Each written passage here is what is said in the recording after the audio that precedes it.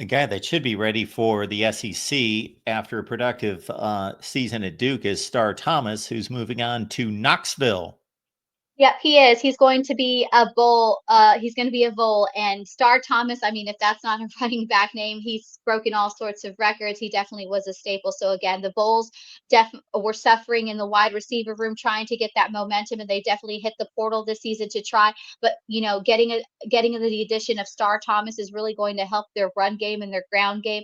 Obviously, we've seen, especially in the SEC, in some of the critical moments and some of the critical playing, especially in the red zone, just what a difference having a strong run game and running back depth can do. And I think Star Thomas is definitely going to be that addition for the Bulls run game, and hopefully get that ground game going and build upon that after a big loss in the wide receiver room for the Bulls.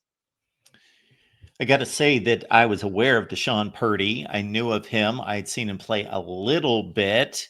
Of course, he was at Charlotte, but I learned a lot from you, Leanne, about Deshaun Purdy and your scouting of him a few years ago. And now he's made his decision. Yeah, this is another interesting one. Talk about the quarterbacks in a merry-go-round, in a Ferris wheel from the high school circuit to the transfer portal. Deshaun Purdy, like I said, you can see a lot of talent at this at Navy All-American Combine. He's one of the kids that I scouted a couple years back before, really under the radar. Again, I was really surprised why he hadn't had more offers. He ultimately, like you said, was committed to Charlotte, and then enter the transfer portal after a short time there. Really young, fresh talent. It was no surprise when Florida was recruiting him when he came available. We've seen what Florida's been able to do with DJ Lagway, another name that you've heard me talk endlessly about, who's another kid who's really translated and really taken Florida to its next step. They were looking to bring him in. But again, in like we say in the world of recruiting, things are constantly evolving, changing, and it looks like he will be flipping his commitment after signing with Florida to come on to help create some competition and be kind of the backup guy to build strong depth for DJ Lagway. It looks like instead he's going to be hitting back to the ACC, and he's going to be a Deem Deke and is joining Wake Forest as their next quarterback to build on. I would not want to be in some of these administrative offices processing the paperwork when a guy makes a transfer and then changes his mind like 48 hours later, like we saw with Jonte Cook, Texas to Washington, and then see ya, I'm headed somewhere else at this point. All right, next up, Amari Niblack is a guy that I've watched a lot. Two huge stops, obviously, being both a Bama and a Texas player at tight end. And now he's made his decision. Exactly. Like he has made some stops in big programs, so definitely he brings experience. Not a lot of playing time, but again, he's exhausted his eligibility at Texas, and now he's looking to not go too far from home, joining arch rival in College Station and the Texas A&M Aggies. So again, this will be a Texas A&M with a nice pickup in Amari Nickelback. Again, SEC experience. I think he will have no problem, obviously, with the departure of Donovan Green heading to LSU from Texas A&M. This was definitely in an area that Mike Elko was looking to pick up as far as the tight end. And I think they're going to have a nice addition. He's going to be a nice depth piece, and I think he'll be very productive. Again, again with the kind of SEC experience that he brings, obviously at Alabama for 2 seasons and with a short time at Texas, I think it will be a good fit for him down in College Station. All right, we keep moving down the list, and we go to Ole Miss. Builds another top wide receiver. Okay, this is probably the biggest addition we saw over the weekend because Trey Wallace had done some nice things, obviously, at Penn State and was one of their leading guys, and now he is headed to the SEC. He is. We know that Lane Kiffin and his offense, they sure do know how to develop wide receivers, and you can never have too many wide receivers, just like you can never have too many running backs down in Oxford.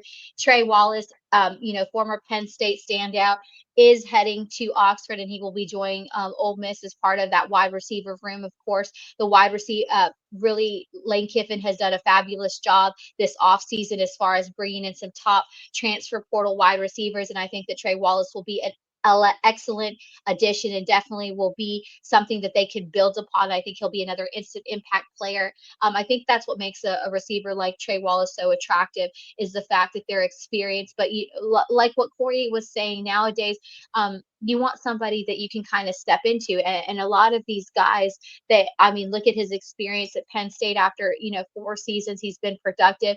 He's been a consistent, and that's a lot of times we don't talk about. Sometimes players don't have the opportunity wherever they stop to be able to make their way or make their mark, but you know, a kid like Trey Wallace has definitely made his mark and he's been consistent. And I think that consistency is something you can build upon and definitely, which that he brings experience and talent. I think he's going to bring a nice addition. I think he's going to bring something new to the wide receiver room because he's a non-SEC. He's a non-SEC guy. I think sometimes, when we get those out of conference talents, they bring a new dynamic. They bring something different because they've been playing in a different conference. It's almost kind of like that X factor. So it's going to be interesting to see just what kind of role Trey Wallace will, but I think it's going to be a nice fit for Lane Kiffin and building that, continuing to build that signature depth in that wide receiver room from the portal.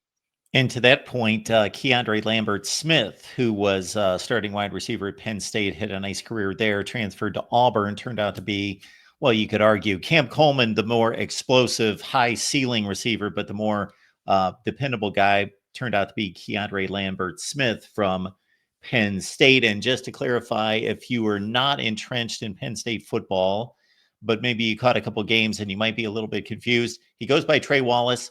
He also goes by Harrison Wallace. That's his official name. And so during the broadcast, they were kind of interchangeable, whether it was Trey Wallace or Harrison Wallace the third. But just to clarify there.